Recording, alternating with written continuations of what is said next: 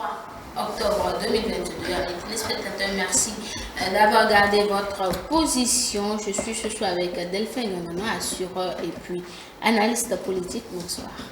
Bonsoir Derek, bonsoir particulier à tous les enfants nés en octobre. Bonsoir à toutes et à tous. Oui, les enfants nés en octobre, on va demander à Nicolas Sopointin, journaliste, s'il est né en octobre par hasard. Parce que... Non. Je ne suis pas né en octobre. Bonsoir Madame Derek, bonsoir à tout le plateau, bonsoir c'est vous. Et puis Julio Tometti, juriste, bonsoir.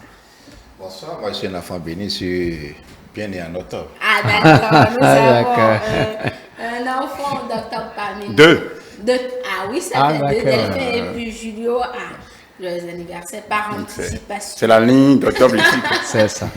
Donc, amis téléspectateurs, comme je l'annonçais, nous avons deux sujets qui concernent tous les législatives de 2023. Les nouvelles ne sont apparemment pas bonnes pour les transhumants du bloc républicain, pour l'Union progressiste, le renouveau et vice-versa. Il serait interdit de figurer sur les listes de candidature de ces deux partis politiques aux prochaines législative, selon le quotidien privé Le Matinal, qui a écrit que selon des sources bien informées, le président de la République, Patrice Talon, aurait donné de fermes instructions aux responsables au sommet de ces deux partis pour ne pas aligner sur leur liste de candidatures respectives des démissionnaires. La décision concerne aussi bien les transhumants de petit calibre que les grosses cylindrées des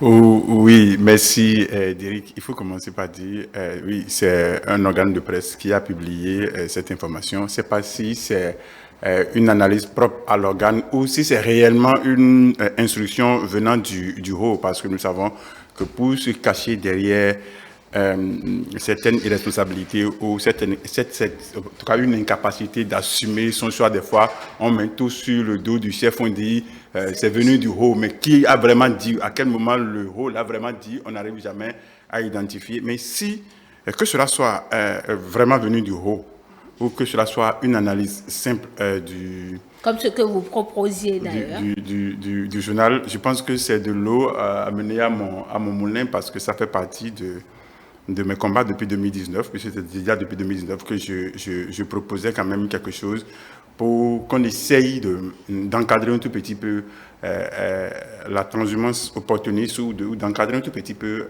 tout ce que nous voyons à l'approche des élections. Donc du coup, si c'est vrai et que c'est vraiment venu du haut et que ça va être appliqué, ce serait quand même de l'eau apportée à mon moulin. Mais il faut quand même mettre un bémol. Il faut savoir dire les choses, parce que ce n'est pas toute démission qui signifie transhumance. Ce n'est pas tout déplacement qui signifie transhumance. Parce que la loi l'a autorisé, il y a la fusion, il y a des partis politiques qui se sentent déjà un tout petit peu en difficulté, ou voyant voir les difficultés, ont décidé d'aller vers d'autres partis politiques. Et donc, du coup, on ne va pas les appeler des transhumants. Il y a des gens que les partis politiques vont démarcher, parce que un peu comme ça se fait dans les entreprises, on débauche des gens. Quand un parti politique fait la cour à quelqu'un et le débauche, on ne va pas l'appeler transhumant pour autant. Oui, c'est vrai qu'il est parti de l'autre parti politique, mais le parti qu'il a accueilli ne va pas l'appeler transhumant. C'est comme si, non, je ne peux pas aller chercher l'employé qui se trouve ailleurs, lui faire la cour, et il vient, je l'appelle transhumant. Non. Mais les transhumants, ce sont ceux qui démissionnent sans vraiment raison fondée, ou qui démissionnent, des démissions opportunistes ou intéressées. Toute démission intéressée, mais démission opportuniste ou vraiment non justifiée, ce sont peut-être ceux-là qu'on va appeler des transhumants. Et si c'est ça, il faut vraiment que l'intéressé essaye de faire une acclimatation. Il faut qu'il fasse au moins un temps de militantisme dans le nouveau parti politique, histoire de se dépouiller de tout ce qu'il a ramené de là-bas. Parce que si vous divorcez avec moi, vous allez laisser quand même tout ce que j'ai. On a de commun, histoire quand même de vous dire, ok, nous sommes quittes, mais si vous n'êtes pas quitte avec moi et que vous vous positionnez, il y aura mélange de comportements ou de propos. Donc, du coup, je dis, si réellement C'est pour ça que nous allons juste conjecturer. Oui. Si réellement c'est une décision qui est venue du haut, moi je proposais que cela soit une loi, mais ce n'est pas une loi, mais il y a une décision. Donc c'est sûr que tôt ou tard, ça va quand même devenir une loi, histoire de discipliner un tout petit peu la politique, parce qu'on a besoin quand même de dépolitiser aussi la politique, histoire de pouvoir apporter de l'éthique, oui, dépolitiser la politique, histoire d'apporter de l'éthique ou vraiment amener les gens à avoir vraiment une conviction, une vision et un idéal en faisant la politique, que de faire seulement la politique. Delphin, avant de revenir sur qui est transhumant ou pas, nous allons dire à nos téléspectateurs qu'ils peuvent envoyer leur point de vue sur le numéro qui s'affiche à leur écran et passer la parole à Nicolas pour nous dire, c'est couper l'herbe sous les jambes de ceux-là qui caressaient déjà leur rêve, ou nourrissaient le rêve d'être à l'Assemblée dès janvier ou février prochain. Non, mais c'est dommage pour eux. Ils n'ont qu'à s'en prendre à eux-mêmes. Et ça, c'est quand même quelque chose qui va désormais peut-être réglementer cette histoire de transhumance chez nous. Parce que les démissions tous azimuts, on en observe à la veille donc des élections chez nous. Et on se demande pourquoi et pour quelles raisons on chercherait à partir d'un parti politique et aller s'accrocher à un autre parti politique. Et c'est seulement à la veille des élections que cela devrait s'observer. Et notre confrère faisait bien de le faire remarquer qu'il ne faut pas tout de go désigner tout homme qui part d'un parti politique vers un autre parti transhumant. Parce que vous prenez par exemple ce qui est d'actualité, hein, l'adhésion, la dissolution de la DUD et avec tout son contingent qui est venu s'accrocher à l'UPR, entre-temps le PRD qui s'est fondu en UP. Quand on prend tout ce monde, on ne peut pas parler de transhumance. C'est vrai que c'était des partis politiques qui existaient, mais qui n'existent plus à partir du moment où il y a eu des dissolutions de ces différents partis politiques. Ils se sont fondus dans l'autre parti. Donc c'est comme si le parti continue sa vie normale. Le parti qui a disparu continue sa vie normale au sein d'un autre parti politique. C'est vrai que c'est un peu compliqué, hein, cette histoire, parce que quand cette dissolution se prononce pour s'adhérer à un autre parti politique, c'est certainement sous un certain nombre de contrats, de pactes qui se sont signés. Parce que moi, je vois mal quelqu'un comme Valentin Aditi-Koudé dissoudre son propre parti politique pour venir avec tout son contingent, se retrouver dans un parti comme l'UP, avec le poids qu'il fait dans sa zone de Z, et qu'on veuille gagner les élections et qu'on ne prenne pas ce monsieur, excusez-moi l'expression, sur sa liste. Ça ferait pas du tout bien pour le parti UP lui-même qui l'aura amené, et c'est de ça parlait l'autre, parce que c'est des négociations, c'est des démarchages qu'on est allé faire. Et ces négociations, c'est toujours à base des contrats, des pactes qu'on aura signés, des engagements pris l'un envers l'autre, qui a conduit à cette dissolution de partis politiques qui ont finalement adhéré. Mais il faut comprendre le sentiment de ceux qui étaient membres fondateurs de ces partis politiques, si en temps ils arrivaient à s'opposer à l'oppositionnement de X ou Y qui soit venu d'un autre parti politique. Parce que eux, ils étaient là. Ils ont déjà un certain nombre d'années de militantisme. Donc, ils ont forcément, ce droit d'être positionné avant les autres. Et c'est là où va naître alors les conflits dans les partis politiques. On espère que ça ne va pas arriver, mais on se tient tranquille là parce que ça ne manquera pas. D'accord, Julio, on parle déjà de législative, de positionnement et un peu de tout. Est-ce que, encore que nous ne savons pas si les transhumants, on parle des partis politiques qui ont fusionné avec d'autres ou des démissionnaires individuels, mais l'idée déjà derrière cette décision qu'on va encore creuser n'est pas mal. Vous faites bien de rappeler que comme l'a dit même Delphine Gagana, que c'est une note bien serait, une décision serait de source bien introduite.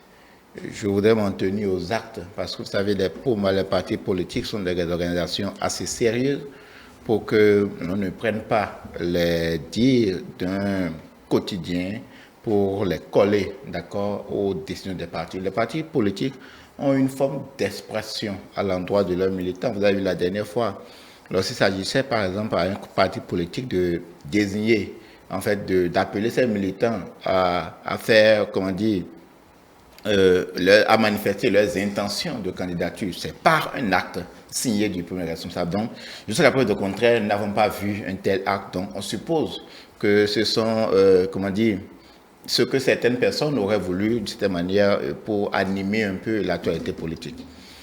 Même si cela s'avérait, je me dis que ça ne pourrait pas, ça s'entendrait mal, très mal.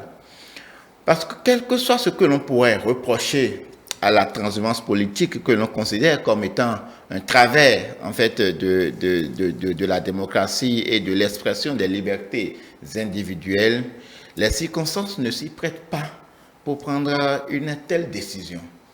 Pour deux raisons. La première raison, c'est comme si aujourd'hui, on dit qu'on est capable aujourd'hui d'aller peut-être au Parlement et de toucher le code électoral comme l'on veut. Nous sommes déjà en plein pied dans le processus électoral. Il n'est pas indiqué, aussi bien pour le législateur que pour les partis politiques, de convoquer de nouvelles règles qui excluent d'une manière ou d'une autre les gens. Parce que vous le veuillez ou non, lorsque les gens adhèrent à votre parti, à partir du moment où, au moment de l'adhésion, vous n'avez pas posé le principe de ce que, si vous veniez, lors des prochaines élections, ça soit de telle manière que ça va se passer. Ou bien lorsque cela n'était pas inclus dans vos textes fondamentaux, statuts et règlements intérieurs, pour que ceux-là en prennent connaissance pour faire le choix d'adhérer ou non. Si ils finissent d'adhérer et que c'est aujourd'hui que vous sortez une telle décision, je pense que ce serait inapproprié. Je n'ai rien contre le principe, mais le moment ne s'y prête pas pour de telles initiatives. Le débat autour de la transhumance politique ou des mécanismes pour en fait circonscrire la transhumance politique, on pourra le faire après.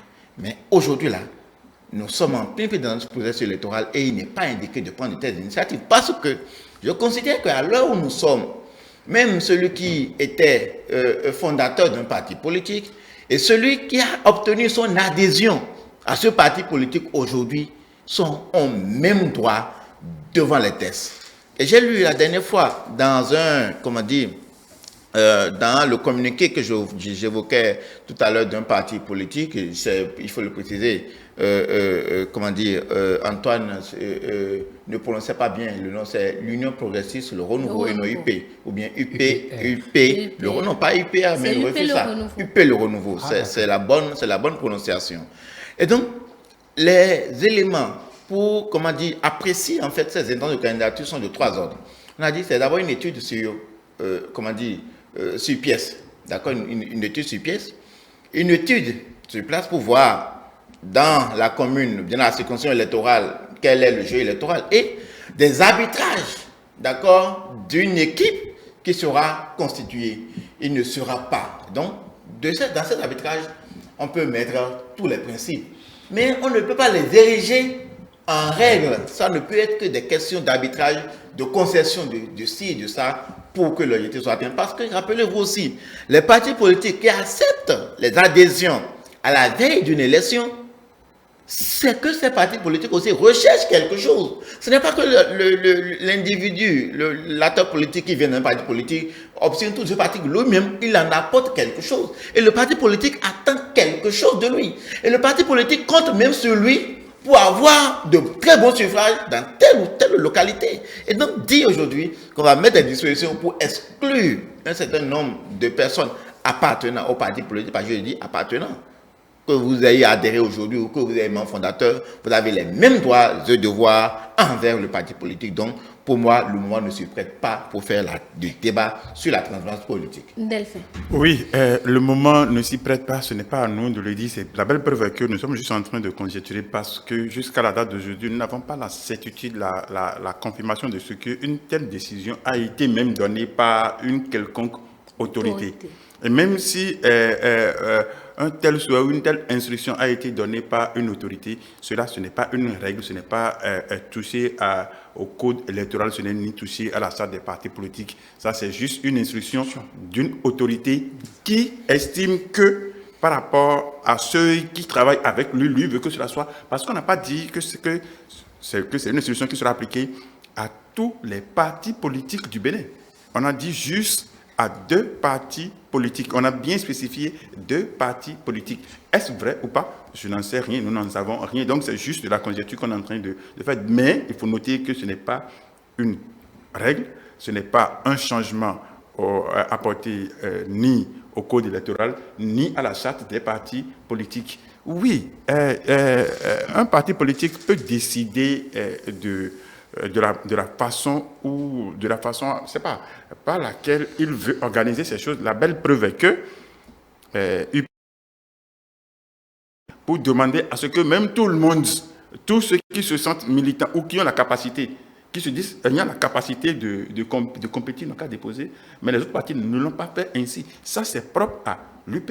Et j'avais lu il y a une semaine où FCB aussi avait envoyé un courrier aux coordonnateurs, je crois, communaux ou départementaux, pour demander à collecter les pièces, histoire de... Parce qu'il semblerait que le quitus fiscal, désormais, c'est le parti politique qui va demander pour les candidats. Donc, du coup, chaque parti politique a son organisation. Maintenant, si une telle instruction a été donnée, c'est sûr que celui qui l'a donné, c'est pourquoi il a donné. Et le journal qui s'est autorisé à le dire, on dit, quand un aveugle dit « je vais te lapider », c'est qu'il a pied sur caillou.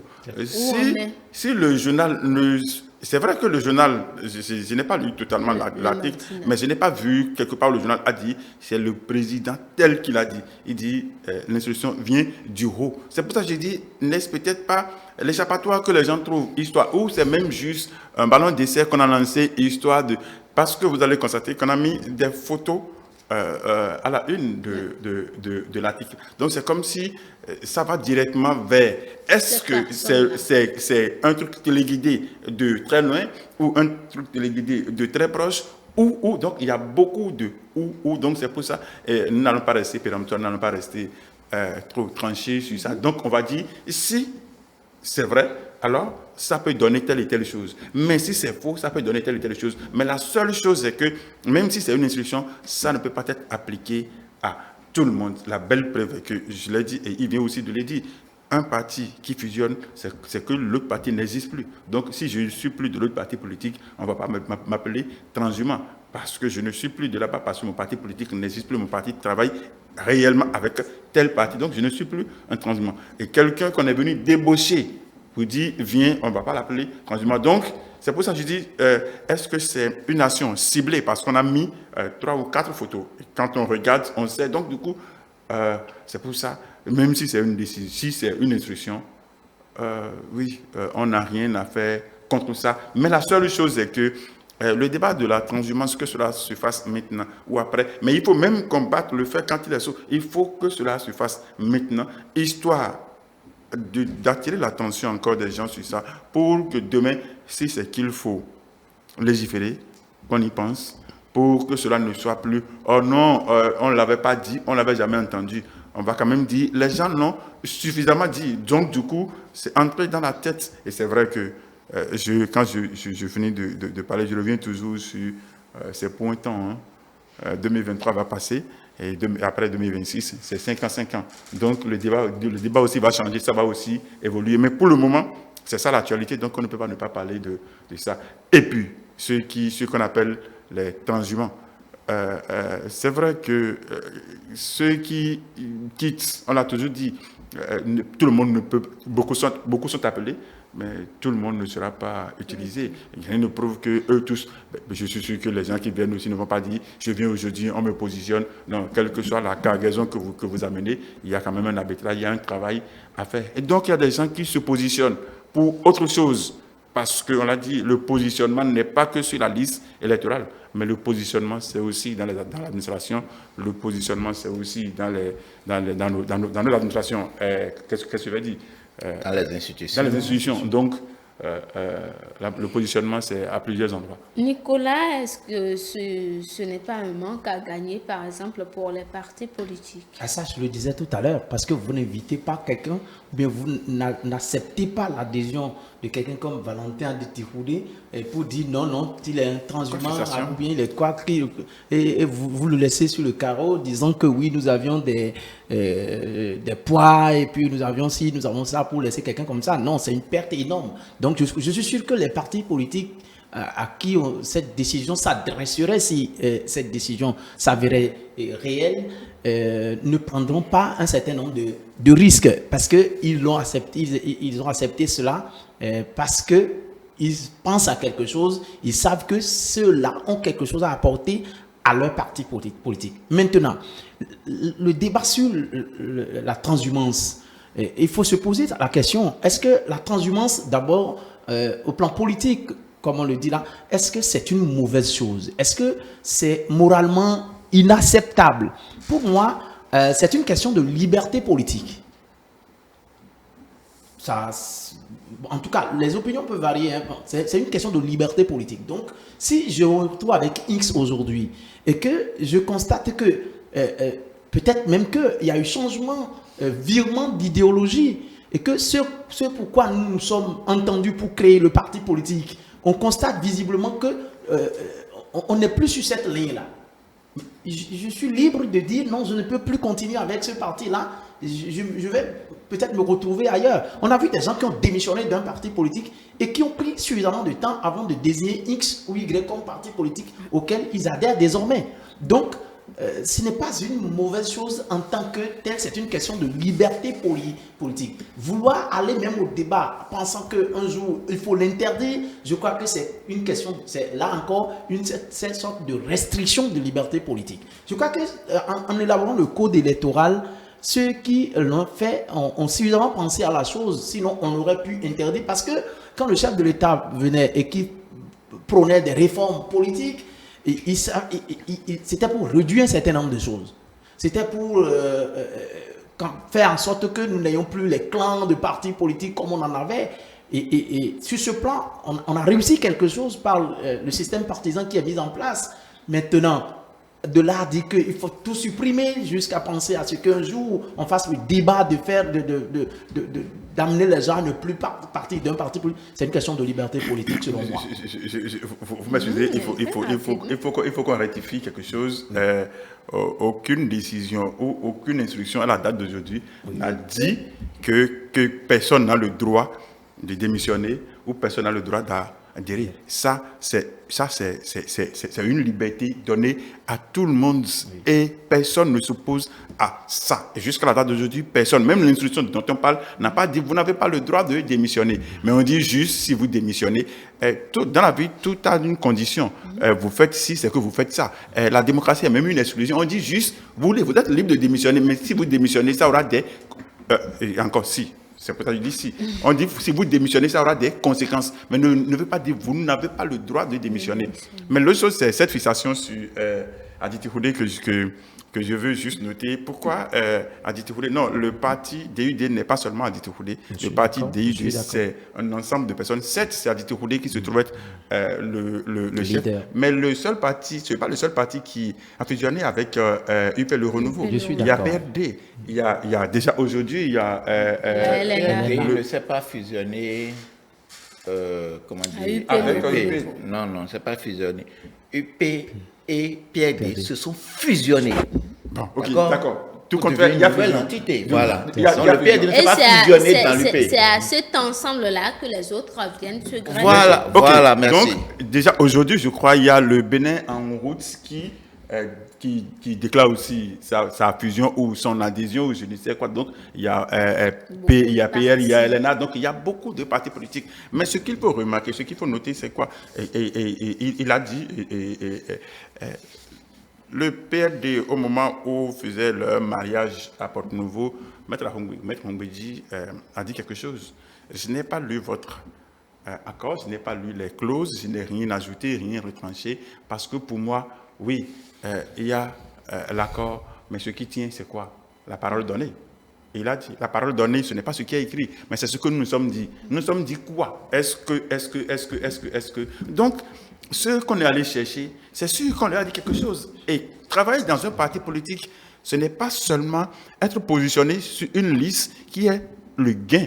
Ça dépend de ce que vous êtes fixé comme objet. Certes, nos partis politiques manquent de... je ne vais pas dire manque, où nos politiciens, le plus souvent, s'accrochent à des partis politiques pour des intérêts personnels et non les idéaux, et non la conviction, et non la vision, ce qui fait qu'on a du mal à peut-être dire certaines choses. Sinon, quand on va chercher un parti politique, on dit nous travaillons ensemble, ce n'est pas seulement vous, président, je vous positionne sur une liste, ce n'est pas ça. Vous pouvez travailler, vous pouvez être à des postes, d'autres choses qui vont faire évoluer le parti. Parce que du moment où vous travaillez avec nous, c'est que vous travaillez avec nous, ce n'est plus que vous travaillez pour vous. Donc, votre positionnement ne doit plus être l'objectif, mais c'est le développement, c'est l'atteinte, c'est-à-dire c'est le développement du parti politique qui se trouve être désormais notre objectif. Donc, du coup, le positionnement sur une liste ne devrait pas faire, parce que c'est ce qu'on avait fait dans ce pays, où on est allé à, je rappelle toujours ça, on est allé dire... Il a pris une parenthèse et il s'enfonce dedans, le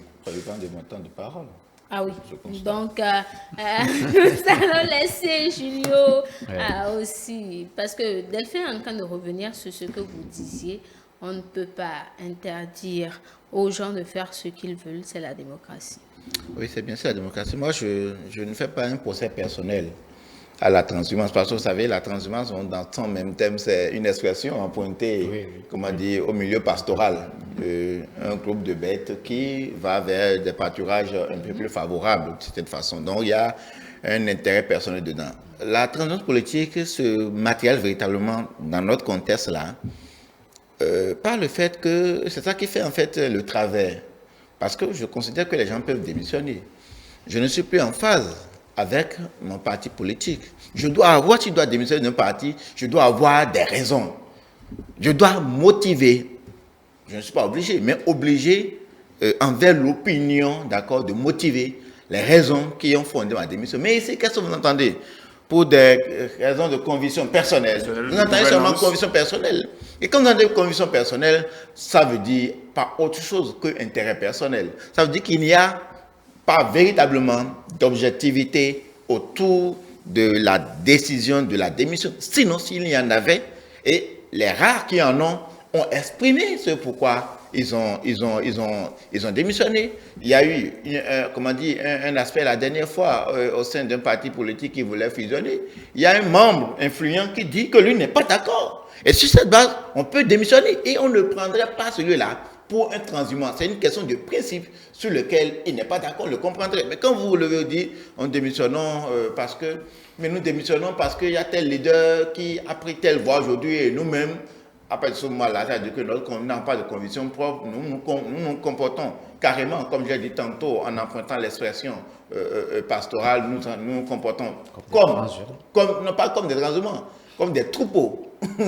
D'accord, comme des troupeaux qui vont au gré du berger, et c'est ce qu'elles diront. Sinon, en vérité, la démission d'un parti politique pour adhérer à un autre parti politique, comme on l'a dit sur ce plateau, c'est une question de liberté et ça ne devrait pas avoir d'entrave. Et j'ai le sentiment même que lors de la réforme du système partisan, quand les gens pensaient en fait les différents mécanismes, le problème s'était posé, le problème se serait posé.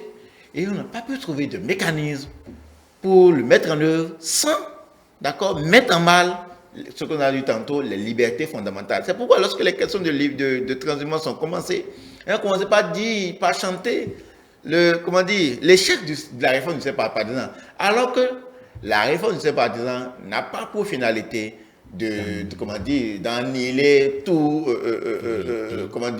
toute velléité de transhumance. Et j'ai l'habitude de dire qu'une loi ne peut jamais tout régler.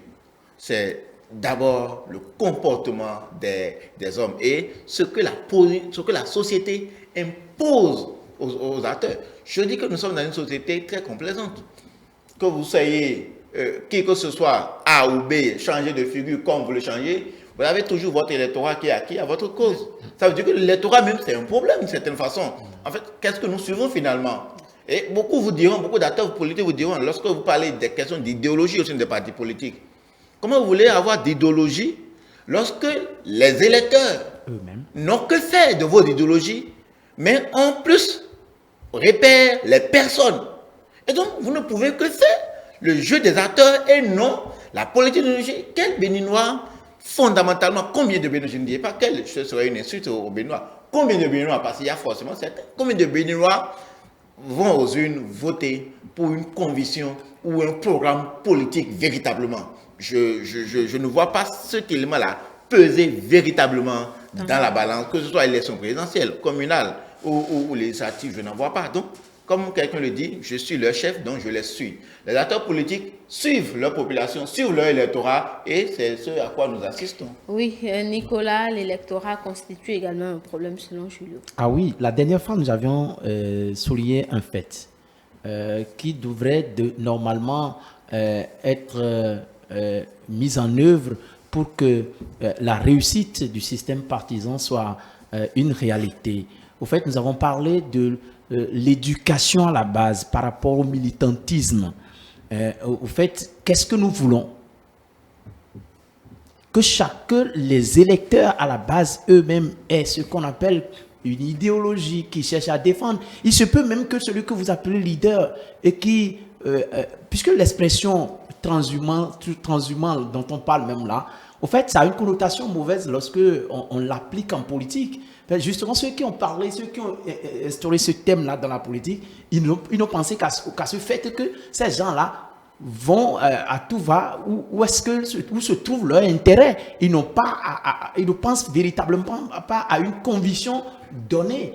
Alors, donc, il faut aller à l'éducation à la base pour le militantisme, pour que les gens sachent que c'est pas parce que X n'est pas là aujourd'hui que nous pouvons forcément quitter là.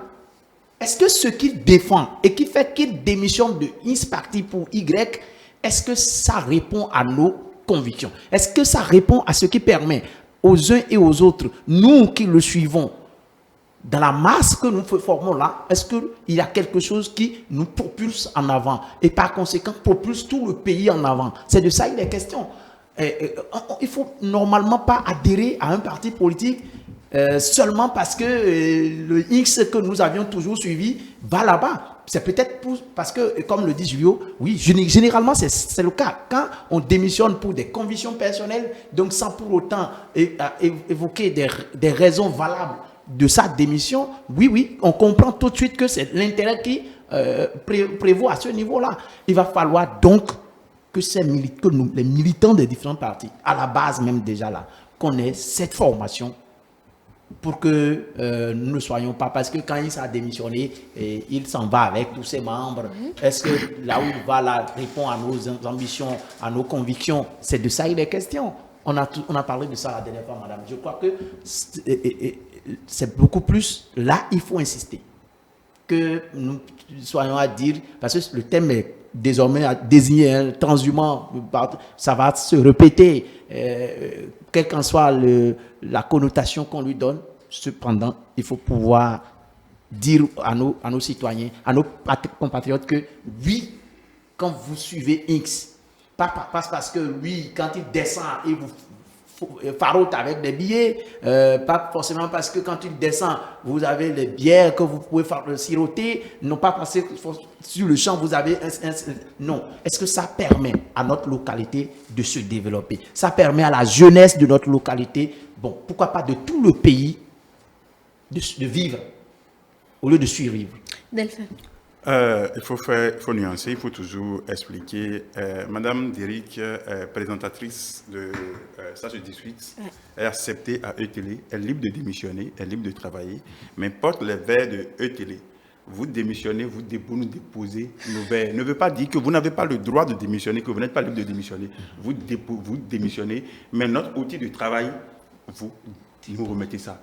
Vous êtes dans la base des employés d'ici où il y a un forum, vous êtes dans la base, on vous sort du forum. Ne veut pas dire... Cet exemple est meilleur que l'exemple de verre. Ne veut pas dire que vous n'avez pas le libre choix de sortir. Vous-même, vous pouvez sortir, mais si vous ne sortez pas et que vous démissionnez, c'est que vous êtes sorti d'office de notre base. C'est comme ça ce qu'on est en train de dire. Donc, la liberté d'adhérer et de démissionner ne sera pas touchée. Mais ce que nous disons, n'oublions pas, nous avons une histoire. Moi, je ne veux pas définition ou pas, non, ce n'est pas ça. Mais nous avons une histoire. Nous avons vécu dans un passé pas trop lointain, avant la 8e législature, où des groupes parlementaires se forment avec 9 députés, où il suffit juste qu'un individu, qu'un singleton quitte pour qu'on constate l'implosion du groupe. Et qu'on en a vécu plusieurs fois. On débauche juste les gens, histoire de pouvoir former le groupe. Nous partons d'abord de ça. Vous avez vu ce qui s'est passé pour la 8e mandature. On n'a que deux groupes parlementaires. La cohésion, ce qui fait que oui, ne veut pas dire que chacun n'est pas libre de dire ce qu'il pense, ce qu'il veut. Parce qu'il y a, au sein même du groupe, il y a des positions, il y a des points de vue divergents. Mais ce que je dis, c'est quoi? Je prends, on était déjà parti une fois d'un exemple ici, mais je reprends l'exemple. Je prends, nous allons aux élections. Je prends BR, je prends UP, le Renouveau. On a 45 députés. Non, on est désormais à plus de 100 députés. Non, j'ai dit un exemple. Je ne veux pas prendre les 109, sinon on va se mettre à trop calculer. C'est pour ça qu'il dit 45, égalité. Et puis... 45 aujourd'hui. Non, c'est juste un exemple. Non, donnez un exemple qui s'accorde. Il veut me coller, juste. Donc, 41. Non, nous allons laisser... Parce que c'est 83. 41. 41, un démissionnaire pour peut-être. Les 83. Encore qu'aujourd'hui... On est à 109. Il y a 2 décès. Nous allons poursuivre le débat, s'il vous plaît, Julio et Delphine. Delphine poursuit. Merci. Donc, et puis, on installe le Parlement. 2 mois après, 2 députés démissionnent de BR. 3 députés démissionnent de UP Le Renouveau, mais adhèrent à quel parti? Un autre parti qui est FCDBE. Il y a ça, non? FCDBE. Il y a FCDBE. Oui. D'accord. Et puis adhèrent à FCDBE. Donc, deviennent militants de FCDBE. Mais la loi dit, vous ne pouvez pas être militant de 2 partis politiques. Ça veut dire que quoi? Que ces députés qui se trouvent à l'Assemblée nationale, mais qui n'ont pas été aux élections sous la bannière de FCDBE, se retrouvent être militants de FCDBE. Continueront-ils à siéger au Parlement en tant que militants de UP, de BR, ou en tant que militants de FCDBE? FCDBE au sein du Parlement. Mais regardez le truc dans ce sens, pour dire, mais est-ce qu'il n'y aura pas un désordre? C'est pour ça que moi je dis, l'encadrement dont on parle, ce n'est pas la démission simple des membres. Les membres sont libres de démissionner autant de fois qu'ils veulent. Ils sont libres de démissionner.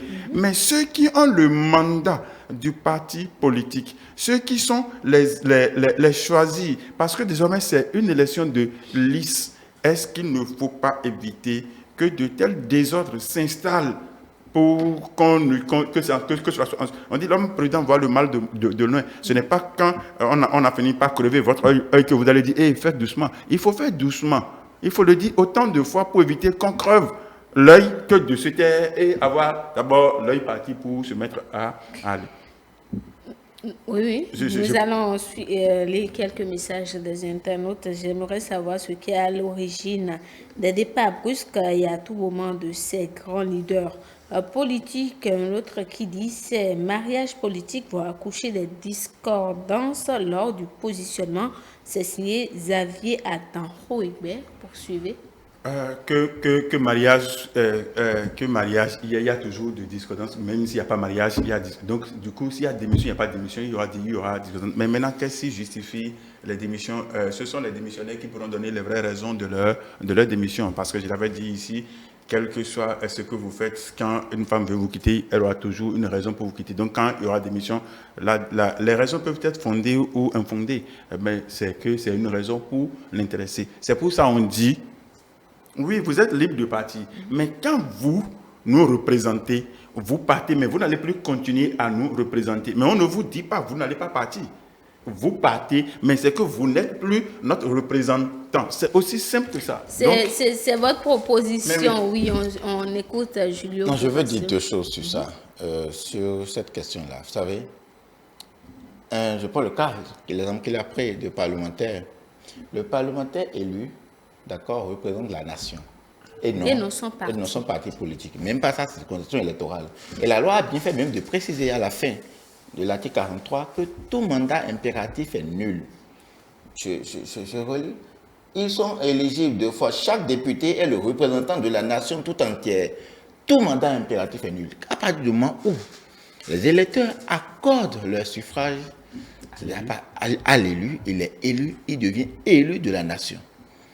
Sur le plan politique, il demeure un poids pour son parti politique, mais en tant qu'élu, il est élu de la nation. Il ne représente pas le parti au Parlement.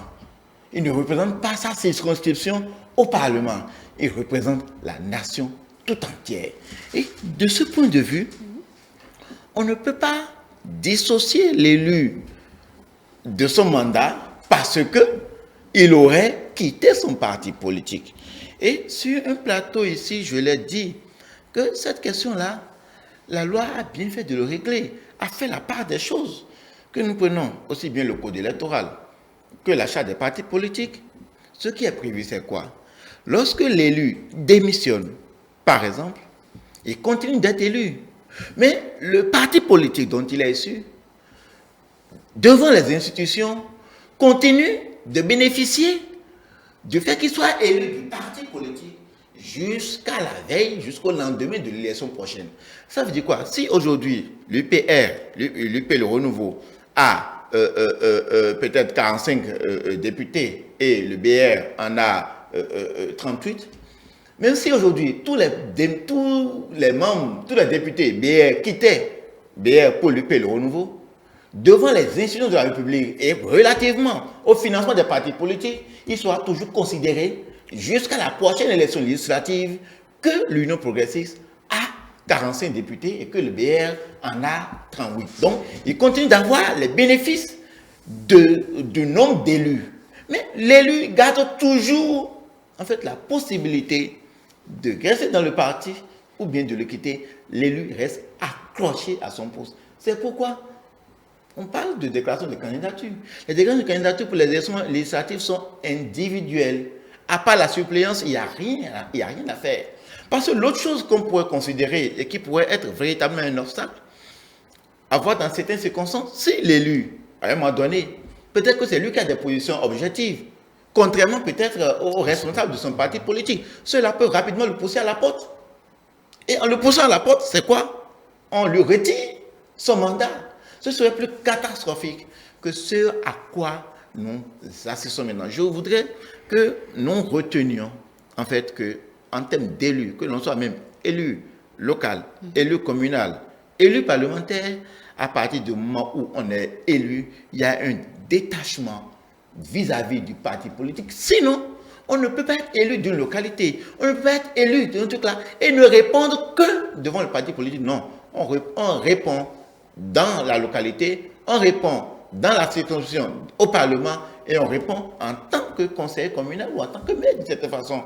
Donc sinon, chacun va faire prévaloir au Parlement, dans les municipalités et dans nos localités, l'appartenance politique et non les intérêts véritablement, que ce soit du peuple ou bien de la localité. C'est ce que je voudrais préciser. Et donc, votre intervention fera office de transition au second sujet qui concerne toujours les... Oui, juste une seule phrase. Parce que si Julio dit que dès que l'élu n'est plus en adéquation avec la base, on peut le pousser à la démission. Ça veut dire avec les responsables du parti. Avec les responsables du parti. Quand je dis à la base, moi je parle... certains lobbies du parti. Quand je parle de la base, c'est pour dire parti politique ou le peuple, ou tout et tout. Mais du moment où il y a un mécanisme qui dit qu'on peut pousser quelqu'un à la démission, si il y a un autre mécanisme qui dit l'intéresser, parce qu'il suffit juste que cela soit légiféré ainsi pour que cela devienne en tout cas faisable. Donc du coup, il est vrai que dans la date d'aujourd'hui, il n'y a pas encore un article qui le dit, mais dès qu'on va légiférer dans ce sens, parce qu'avant, pour créer un parti politique, on n'avait pas dit qu'il faut 15 membres par département, mais dès que ça a été légiféré et qu'on l'a dit ainsi, ça s'est fait. Quitus fiscale, ce n'était pas aussi obligatoire que... Par commune, 15 par commune. Par commune, voilà, par commune, ça a été fait. Donc, du moment où ça n'a pas été légiféré, oui. Mais dès que c'est légiféré, ça devient une loi. Parce que s'il y a possibilité de pousser les gens à démissionner, mais il y a aussi possibilité à légiférer pour dire, si vous n'êtes plus avec nous, vous partez. Parce que pousser à la démission, c'est que vous n'êtes plus avec nous, partez. Donc, il y a plusieurs manières de dire aux gens de partir. Donc, c'est juste élargir le champ des possibilités de dire de partir. Nous vous aurons compris. Le second sujet de cette soirée concerne toujours les législatives, les partis politiques et tout ce qui tourne autour. La Commission électorale nationale autonome Sénat va ouvrir ses portes dès le 28 octobre prochain pour recevoir les dossiers de candidature. Elle a en effet échangé ce matin avec les représentants des partis politiques, entre autres l'Union progressiste, le Renouveau, le Bloc républicain, les démocrates et la FASCORI pour un Bénin émergent. Au cœur des échanges, 4 communications portant sur la présentation du chronogramme des élections législatives du 8 janvier, les rôles et les responsables des partis politiques dans le processus électoral, le processus de gestion des déclarations de candidature et le projet du calendrier électoral. Nicolas, le temps passe désormais rapidement. Ah oui, et moi je veux louer ici la promptitude des institutions à véritablement se mettre en branle pour la bonne tenue de cette élection. On avait vu l'affichage des listes par le bureau technique de l'ANIP la dernière fois. Et cette fois-ci, c'est la Sénat qui enclenche sa procédure de réception des candidatures. Moi, je trouve que c'est une bonne chose. De par le passé, c'est de façon précipitée, tout s'organisait. Il y avait un débat terrible sur d'abord la Sénat qui devrait se charger d'organiser. Il faut élaborer, comment vous appelez, le budget de la Sénat. Ça devrait partir de l'Assemblée nationale pour atterrir sur la table du gouvernement qui devrait valider ou invalider un certain nombre de points, des tiraillements par-ci, par-là. Le budget qui est rejeté, qui doit être repris, tout ça. Dieu merci, nous sommes désormais séparés de ces genres de choses. Ce que je souhaiterais, c'est que les uns et les autres, en tant que parti politique, jouent le jeu comme cela se doit, pour que, au bout du rouleau, ne soyons pas encore attirés à boulet rouge sur certaines décisions des institutions, et pour pouvoir traîner sur les choses, et après on assistera à des conflits qui n'augurent pas de bonnes choses dans la démocratie que nous souhaitons être notre leitmotiv. Donc chacun doit se mettre en marche comme cela se doit, en branle comme cela se doit, pour nous permettre de vivre des élections comme le chef de l'État l'avait voulu, à savoir que quand chaque fois il y a d'élections, c'est qu'il y a une fête, on observe une effervescence. En 2019, ça n'a pas été du tout le cas. On espère que cette fois-ci, la Sénat, en jouant ce rôle-là, en convoquant le corps électoral comme cela se fait comme ça, je pense que c'est alloué. Et il faut que les uns et les autres se mettent au pas pour que, on a vu la dernière fois aussi, le quitus fiscal qui est rendu gratuite par le gouvernement. Donc, chaque institution, me semble-t-il, est en train de jouer sa partition comme cela se doit. Oui. Julio. Ngangala, je l'ai vu étonné lorsqu'on a dit quitus fiscal gratuit. Oui, Pourquoi Oui. c'est délivrance, La délivrance oui. de quitus fiscal Ah, la délivrance, gratuit. oui. Comment dire, c'est droit de redevance Oui. qui était payé, qui était général de à 5 000. Oui. À la faveur de la loi de finances exercice 2022, ça a fait partie des mesures sociales. Oui. D'accord. Donc, que cela ne vous étonne pas. Ce que je veux dire, Je sais qui c'est ce qui Non, ce soir, ce que je nous veux sommes. dire du calendrier de ce qui se fait au niveau de la Sénat, il faut dire que, bon, il n'y a pas, comment dire, il n'y a pas autre mesure à les remercier. Les institutions font le travail normalement. Et c'est bon, c'est en cela qu'on peut les remercier parce qu'on n'en a pas comme ça par le passé. Ou Il faut simplement dire- les encourager. il faut les encourager. Voilà. Il faut dire que on a pris peut-être de bonnes habitudes. La Sénat déjà avait mis le 15 juillet avait déjà rendu disponible la Yes. liste les pièces de candidature pour amener les uns et les autres à commencer par s'y préparer. Et il y a ça même, cette liste de candidature avait même suscité un certain nombre d'interrogations Cette qui ont eu liste le des temps, pièces, hein. oui, dans la liste des pièces, qui ont eu le temps d'être vidées. Par exemple, la question de carte biométrique ou de carte CIP pour justifier de l'identité et Oui. de la signature de la personne. Parce que les déclarations de candidature doivent être individuellement signées et autres. Donc, il faut avoir ça. Donc, ces questions ont eu le temps d'être vidées. Sinon, c'est maintenant qu'on va commencer en fait ce débat interminable. La loi a prescrit des délais assez, comment dire, il faut, comment dire, assez, qui s'enchaînent et qui vont dans un phénomène qui marche très bien. Il faut dire que selon la disposition du code électoral pour les élections, la déclaration de candidature doit être déposée 50 jours avant le démarrage de la campagne électorale. La campagne électorale qui est vers 23 décembre, donc 50 jours avant.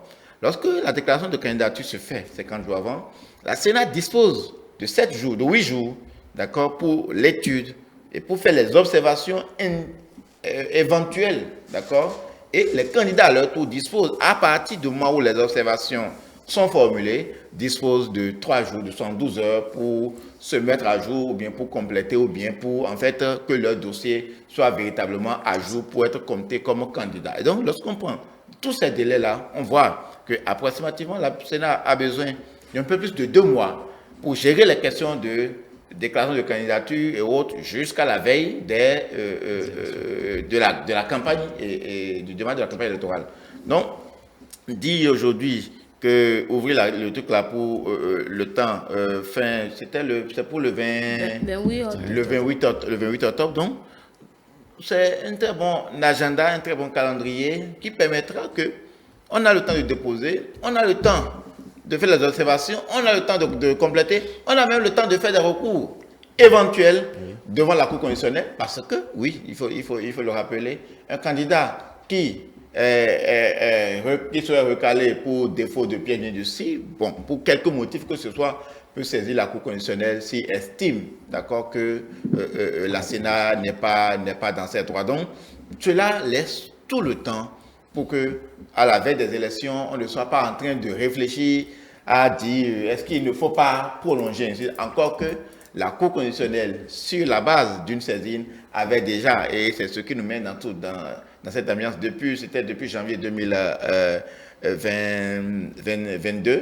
que sur la base d'une saisine, la Cour constitutionnelle avait déjà fixé que les élections législatives sur la base de la Constitution et du Code électoral doit être le 8 janvier 2023. Et depuis là, tout s'active pour le mieux, pour que véritablement ça tienne. Vous avez écouté les autres Delphine? Oui, je les ai écoutés. Il faut noter juste qu'on constate une anticipation. C'est que les choses se font comme cela se doit. Et il faut encourager la Sénat, mais pas seulement la Sénat, il faut s'encourager. Il faut encourager tout le monde.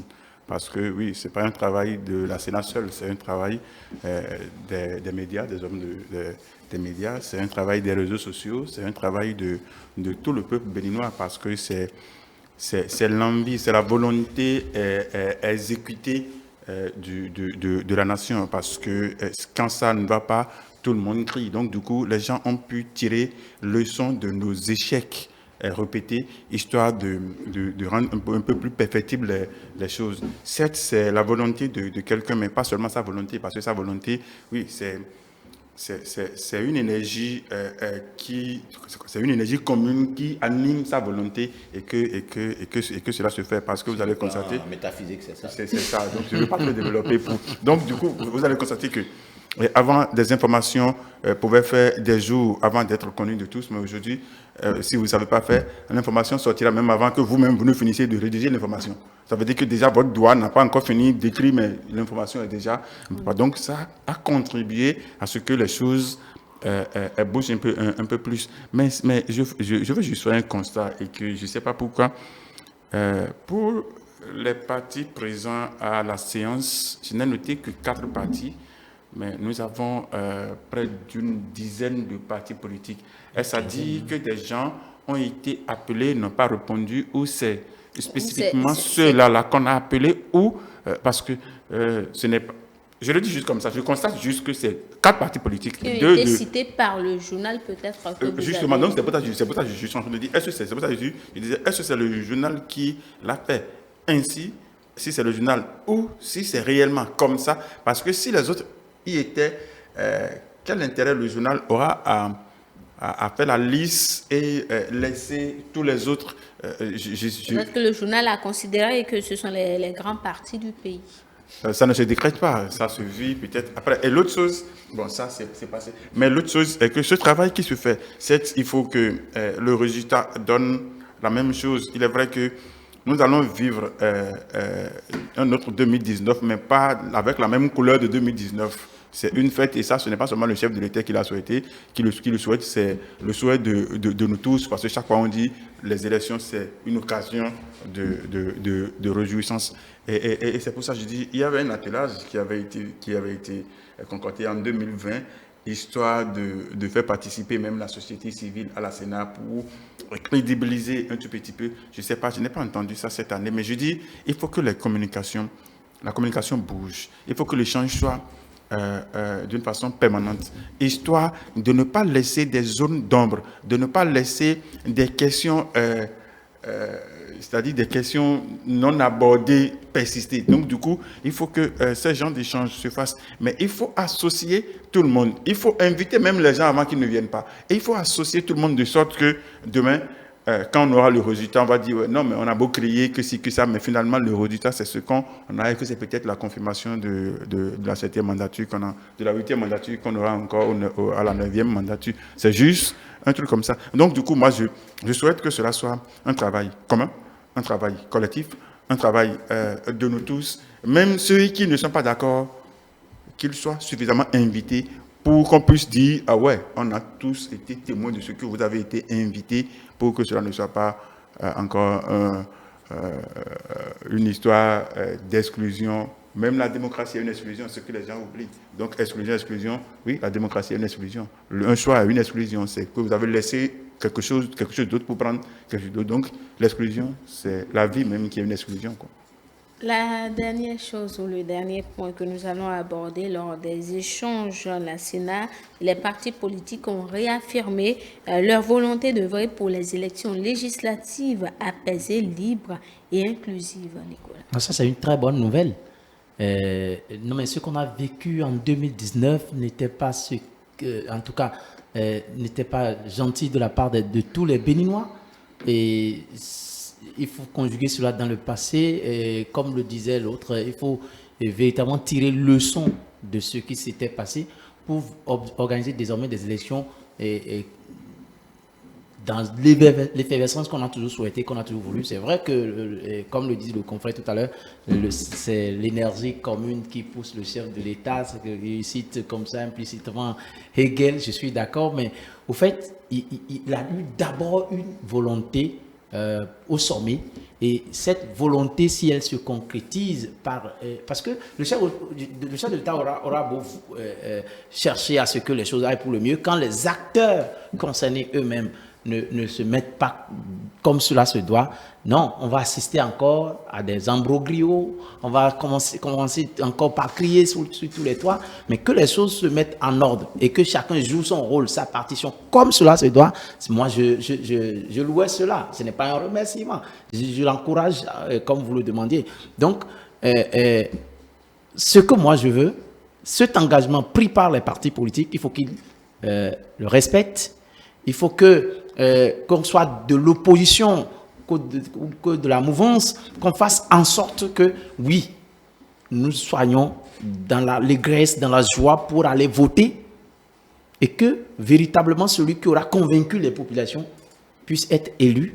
Et pour que le débat démocratique qui doit s'animer au niveau du Parlement soit désormais, parce que comme vous le savez tous, ce qui s'est passé en 2019 n'honore personne. Et je suis sûr que c'est tirant leçon de tout cela que chacun, en tout cas au niveau des institutions pour le moment, fait ce qui doit être fait pour que nous n'assistions pas à tout ce que nous avions vécu.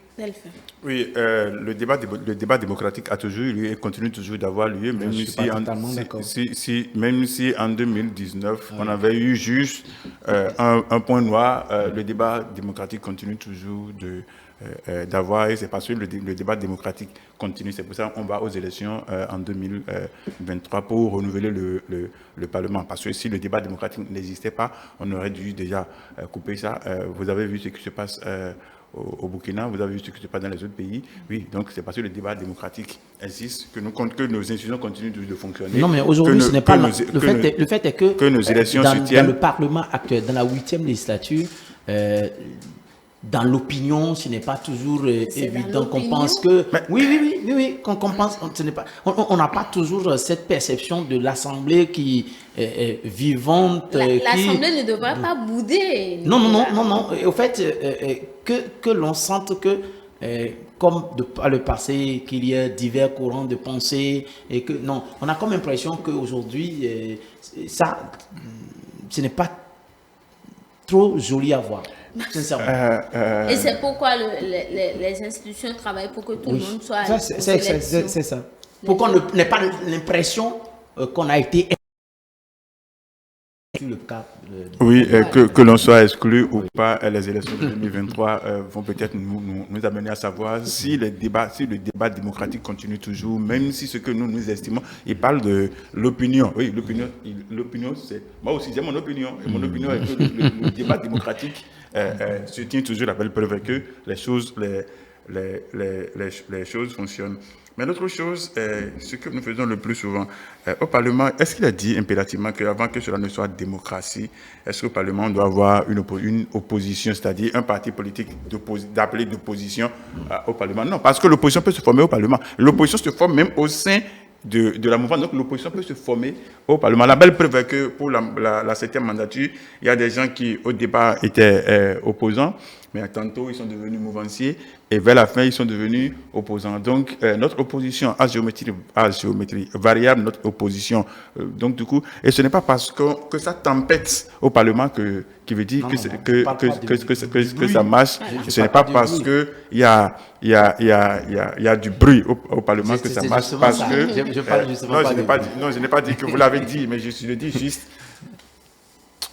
Julien n'a qu'à parler. Julien n'a qu'à parler vraiment parce que... Il me donne envie de dire quelque chose. Ah non, j'ai réservé le dernier mot pour lui parce que je l'ai senti un peu... 9 minutes, c'est trop. Ah oui. Non, lui seul pas ça. Pas ça. Il faut juste dire que 2019, non, il n'y avait pas exclusion. Non, c'est le sentiment. Il n'y avait pas exclusion. Non, dans l'opinion. Il y avait il ne faut pas relayer cette mauvaise opinion. Voilà.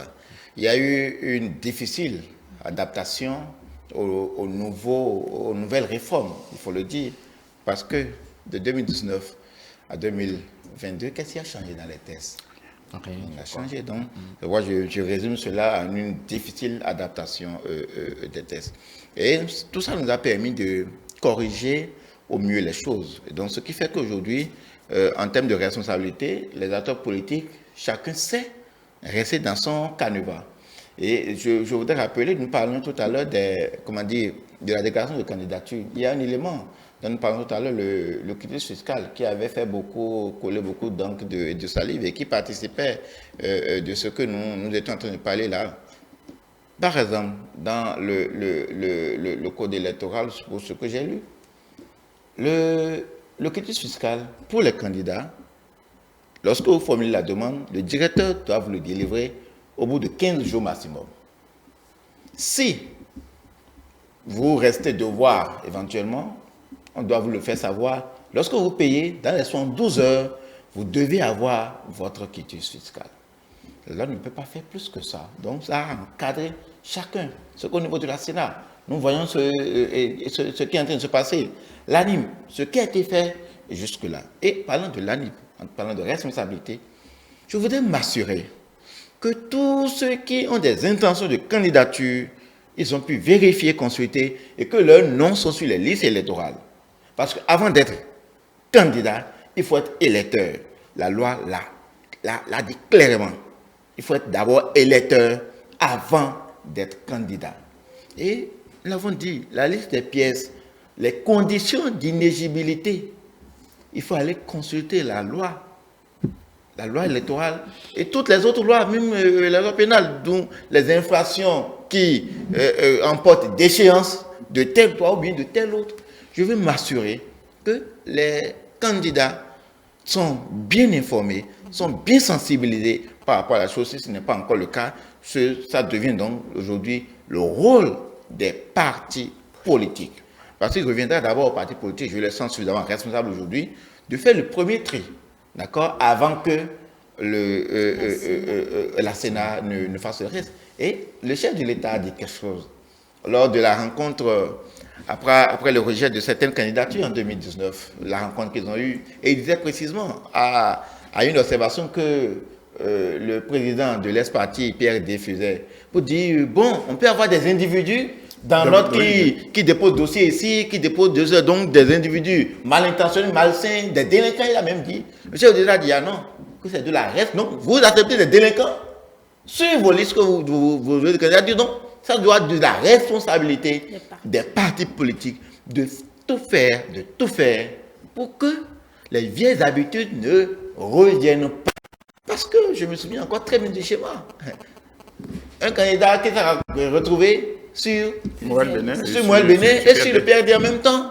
Comment ça s'est passé de cette façon? Et donc, la Sénat était restée intransigeante. Et donc, il faut que chacun, nous puissions jouer notre partition, accompagner les institutions pour que chacun reste dans son canevas, pour que les choses se passent le mieux du monde. Et donc, j'invite les candidats, les partis politiques à s'accrocher véritablement dans la constitution des listes de candidature aux prescriptions de la loi. Nous espérons que toutes ces observations seront prises en compte. C'est la fin de Ça se discute de ce lundi. Delphin Gagana a été avec nous. Bonsoir. Merci Derrick. Merci à tous et à toutes. Nicolas Sopouete, journaliste. Merci. C'est un plaisir de partager le plateau avec les grands comme Julio. Et puis Julio Tometti. Merci. Nous les natifs du mois d'octobre, vous remercions avec en même temps tous les téléspectateurs. D'accord. Et Gangana nous conviendra certainement pour son jour. Hein. D'accord, nous espérons aussi qu'il nous convie. C'est tout pour le grand soir. Également, merci à vous d'être restés en notre compagnie depuis 18h30. Les programmes se poursuivent sur E-Télé. Vous le savez, vous pouvez nous retrouver sur l'ensemble de nos plateformes digitales, notre site internet, le www.etelebenin.com, notre page Facebook E-Télé en direct, le compte Twitter E-Télé Live, notre chaîne YouTube E-Télé Bénin et en direct via notre application iOS et Android E-Télé Bénin, E-Télé avec vous, pour vous.